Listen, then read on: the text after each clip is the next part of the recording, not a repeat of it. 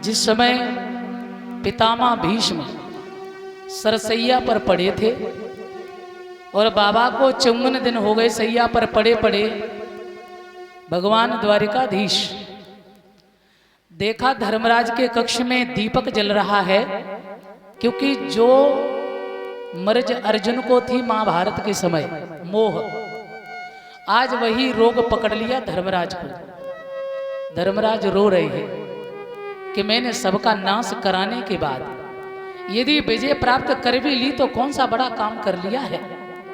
सब तो मरवा दिए ना, पूरा परिवार नष्ट हो गया, और मैं इसके बाद राजा बन भी गया तो क्या मिला। दुख हो रहा है। कन्हैया समझ गए धर्मराज दुखी हैं। भगवान गए और रात्रि में जाकर के धर्मराज के पास बैठ गए, उन्हें उपदेश कर रहे हैं, धर्मराज को समझाने का प्रयास कर रहे हैं। कभी कभी ऐसा होता है, छोटा बच्चा यदि बड़े को ज्ञान दे तो लोग उसका मोल नहीं समझते। अरे ये कल का बच्चा हमको ज्ञान देगा, ध्यान देना। पर ज्ञान किसी के बांटने ही होता है, कोई भी विद्वान हो सकता है। जिस समय सनंद ऋषि, बड़े बड़े ऋषियों का समूह, सभी ऋषि बैठे हुए थे, तो सूत जी महाराज जब शौनकादिक ऋषियों की मंडली में पहुंचे, सब ऋषियों ने सम्मान किया। सूत जी की उम्र बहुत छोटी है, और वहां ऋषि चतुर्युग जिनके युग बीत गए, जन्म यानी जिनकी उम्र का कोई आकलन नहीं कर सकता है। सतयुग, त्रेता, द्वापर, कलयुग, ऐसे 4 युग बीत गए, और अभी वो महात्मा सब जिंदा हैं। ऐसे महात्माओं के बीच जब सूत जी गए तो सूत जी का सम्मान किया। तो मेरे सज्जनों, सूत जी कहते हैं महाराज आप तो हमसे बड़े हैं, आप मेरे लिए आदरणीय सम्मानीय है, आप मेरा इतना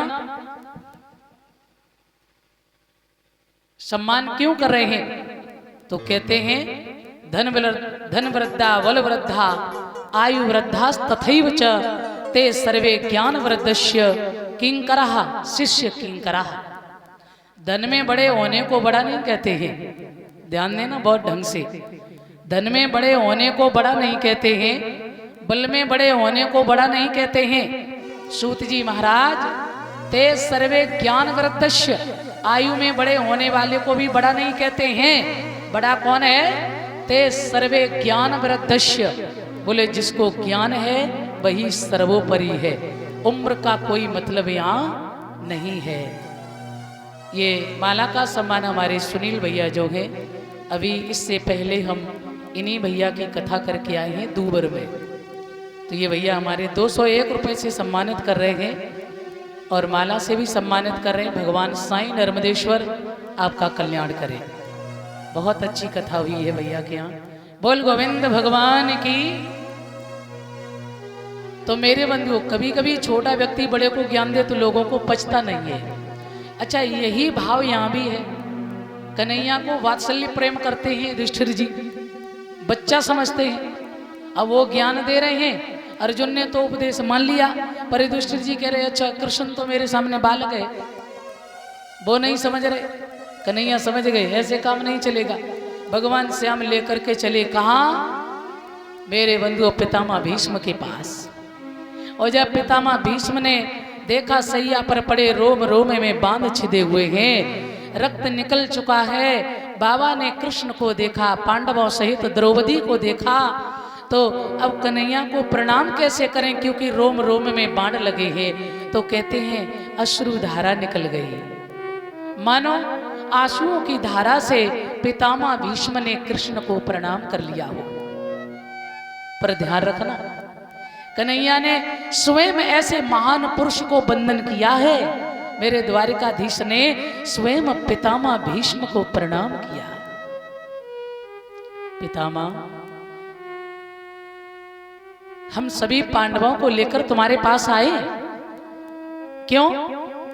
बोले आपको अपने जीवन का बहुत लंबा अनुभव है, आप बड़े ज्ञानी हैं। अब आप अपने जीवन का अनुभव जरा पांडवों पर कृपा करें और इन्हें भी थोड़ा कुछ बताएं, उपदेश करें। तो पितामह भीष्म के आंखों में आंसू आ गए। बोले गोविंद, यदि कोई बड़ों का आदर करना सीखे तो आपसे सीखे गोविंद।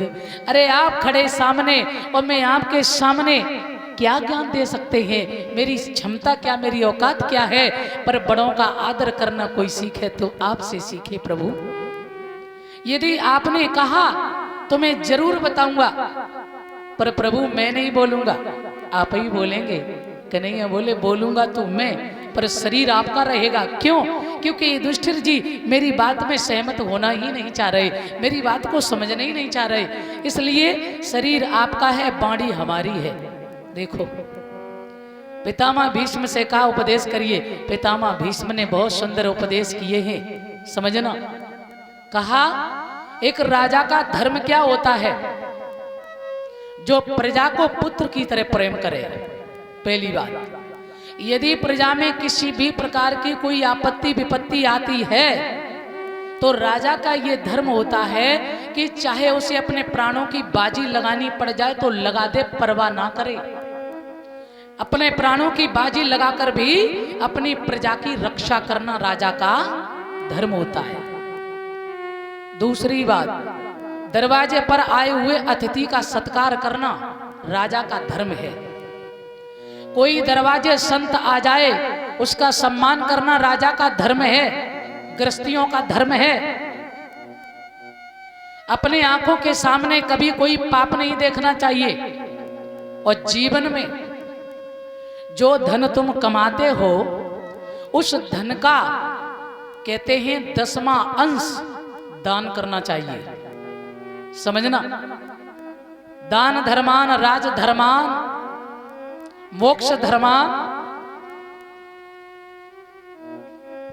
विभागश, यानी मेरे भगवत प्रेमियों कहते हैं दान धर्मान, हम जो धन कमाते हैं